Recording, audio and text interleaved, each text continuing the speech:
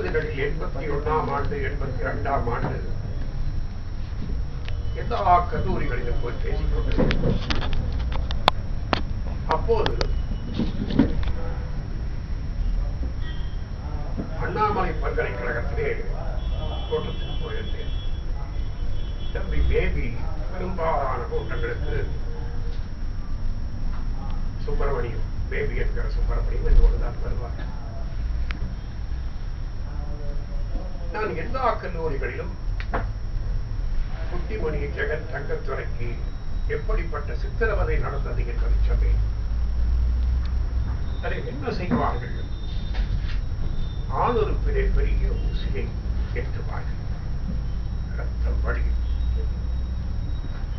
பிறகு மூலாதாரத்திலே பெரிய இரும்பு குழாயை செருகி எடுத்து அதை வாயிலே வைத்து சுவைக்க சொல்லி தாக்குவார்கள். பிறகு தலைகளாக கட்டி தொங்க விடுவார்கள் நிர்வாகமாக. கீழே மிளகாய் பொடியை போட்டு அதில் நெருப்பை பற்ற வைத்து மூர்ச்சையாகிற அளவுக்கு தொங்கிக் கொண்டிருக்கிற போதே தருகிறார்கள். பிறகு மூர்ச்சையாகிவிட்டால், மயக்கமாகிவிட்டார் என்று சொன்ன உடனே கயிற்றை அறுத்துவிட்டு கீழே படுக்க வைப்பார்கள். இப்படி நடந்த கொடுமை இருக்கிறதே, வேறு எந்த இனத்துக்கு இப்படிப்பட்ட கொடுமை நடக்கவில்லை. நான் குட்டிமணி சிறைச்சாலையில் இருக்கிற போது குட்டிமணி தன்னுடைய மனைவிக்கு எழுதிய கடிதத்தை என்னிடத்திலே கொண்டு வந்து காட்டினார். தன்னுடைய பிள்ளைகளுக்கு அவர் எழுதுகிறார். மனைவிக்கு அம்மா என்று கூப்பிட்டு ஒரு கடிதம் எழுதுகிறார்.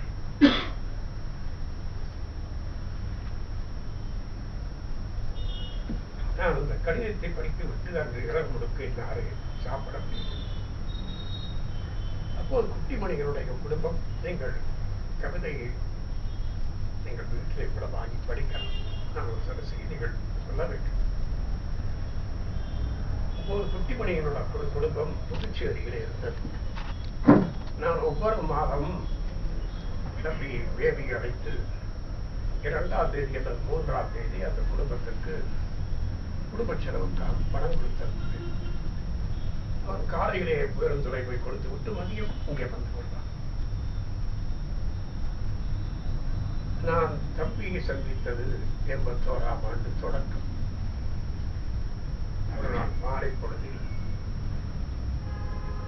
என்னை தேடி என்னுடைய வீட்டினுடைய முன்னறையிலே வந்து பேபியும் அவர் உட்கார்ந்து வருகிறார். அதற்கு முன்னாலே ஸ்ரீசபாரத்தனம், உமா மகேஸ்வரன், பாலகுமாரன், பத்மநாபா எல்லோரும் வருவார்கள். டேவிட் ஐயா என்று இப்போ 90 வயதாகிறது. அவர் காந்தி இயக்கத்தினுடைய தலைவர். யாருக்காவது பசிக்கிறது என்றால் என்னை தலைவர் என்று, நான் தலைவர் இல்லை தொண்டர், தலைவர் வீட்டுக்கு போனால் சாப்பிடலாம் என்று வருவார்கள். நான் அப்போது வேலைத்துறை தலைவராக இருந்தேன். யார் வந்தாலும் ஈழத்திலே வந்தவர்கள் சாப்பிடுவது என்கிற விளக்கம் என்னை விட்டு 3 பிள்ளைகள் அரசு மருத்துவமனையிலே அனுமதிக்கப்பட்டிருந்தார்கள். நான் தான் இப்படி அவர்களை அனுமதித்தேன். ஒரு பிள்ளைக்கு கொண்டு கொண்டு உடல் அருந்து கீழே சொல்லிக் கொண்டிருந்தது. ஒரு வயதுக்கு முட்டியே போய்விட்டது. ஒரு வயதுக்கு கை தொங்கிக் கொண்டிருந்தது. மாலை ஒரு 6:30 7 மணிக்கு தம்பிக்கு மேய்க்காப்பாளராக இருந்த ரகு வீட்டுக்கு வருவான்.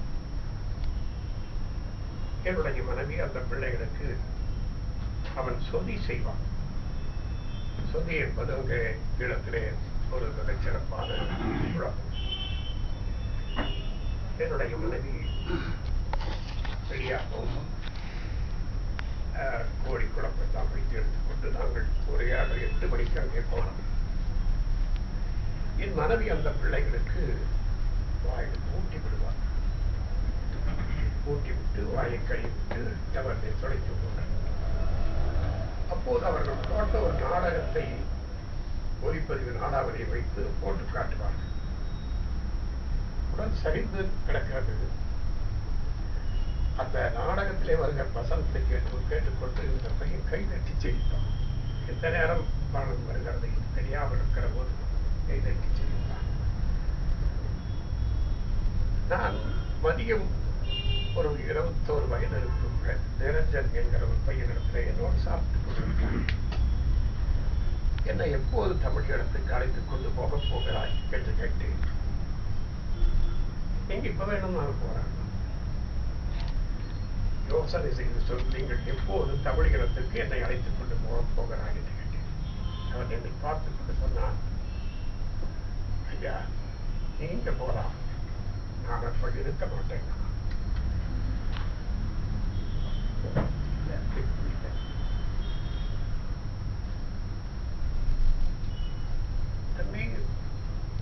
ஒற்றை துவக்கு கையிலே ஒரு 9-10 பேர் தோழர்கள்.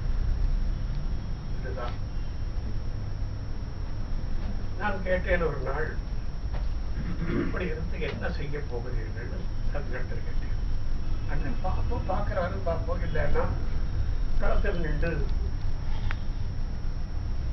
சிங்களவரோட கூட்டத்தை நெஞ்சை காட்டி செத்து போவோம்.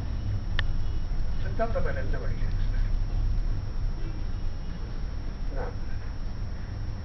எல்லா தமிழர்களும் செத்து போனாலும் அந்த ஒருவராவது இருக்க வேண்டும் என்பதுதான் என்னுடைய ஆசை. இந்த ஒருவர் இருந்தால் போதும். நான் 2010 மே மாதம் 18ஆம் தேதி என் தம்பி வருவான் என்று ஒரு சீடி வெளியிட்டேன். அதிலே விழுவதெல்லாம் எழுவதற்கு தோழனே, தோல்வியெல்லாம் வெற்றிக்குத்தான் தோழனே. கடலின் அலைகள் விழுந்து விழுந்து இடுவதில்லையா? நிலத்தில் விழுந்த விதைகள் முளைத்து இடுவதில்லையா? நேற்றைக்கு நாம் விழுந்தோம், இன்றைக்கு நாம் எழுந்தோம், நாளைக்கு நாம் நமது மண்ணில் விடுதலை பெறுவோம் என்ற பாட்டிருந்தேன். அதுல மரணம் கூட ஒரு வகையில் விடுதலைதான் தோழனே, மரணம் கூட ஒரு வகையில் விடுதலைதான் தோழனே, விடுதலைக்காய் மரணம் என்றால் தவறு என்ன தோழனே என்று நான் எழுதியிருந்தேன்.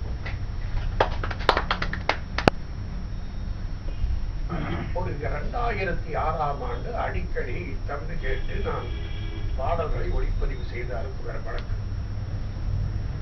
அதிலே ஒரு பாட்டு, எங்கும் உள்ள வானத்திலே மேகம் மழை பொழியும், எங்களது வானத்திலே குண்டு மழை பொழியும். எங்கும் உள்ள வானத்திலே மேகம் மழை பொழியும், எங்களது வானத்திலே குண்டு மழை பொழியும். இனி எத்தனை நாள் முடியும் முடியும் என்று கேட்டு என்னும் ஈழமண்ணில் எத்தனை நாள் ரத்த வெள்ளம் வழியும் என்று எழுதியிருந்தேன். இந்த கரும்புரி படையைச் சேர்ந்த ஒரு பையன் எல்லாம் உலகம் காணாத வீரரானார். உலகம் இன்று வரை, இந்த கணம் வரை உலகம் காணாத வீரரானார்.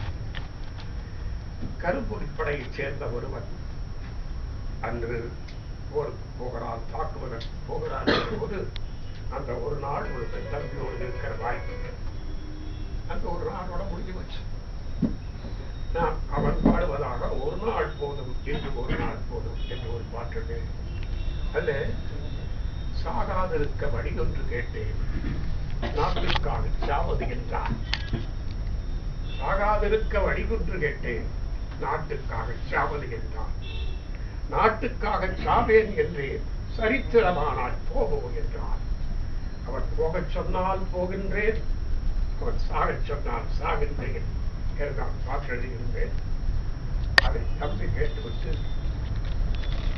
அண்ணன் தான் பாட்டு எழுத முடியும் என்று சொல்லியிருந்தார். சமருக்கு பயந்தால் குப்பி கட்டுவோம், சாவுக்கு பயந்தால் குப்பி கட்டுவோமா? சமர் என்று வந்தால் விட்டு விடுவோமா? கழுத்திலே தொங்கிடும் ஒவ்வொரு குப்பியும் 1000 துப்பாக்கி, கடைசியில் குறிப்படை வெல்லும் விடுதலைக்கு ஏற்றுகின்ற பாட்டு. நான் எல்லாம் இதற்காக சொல்லுகிறேன். என்னுடைய வீட்டிலே வந்திருந்த என்னுடைய பிள்ளைகள் 18 வயதிலே, 20 வயதிலே, 22 வயதிலே நடேசன்,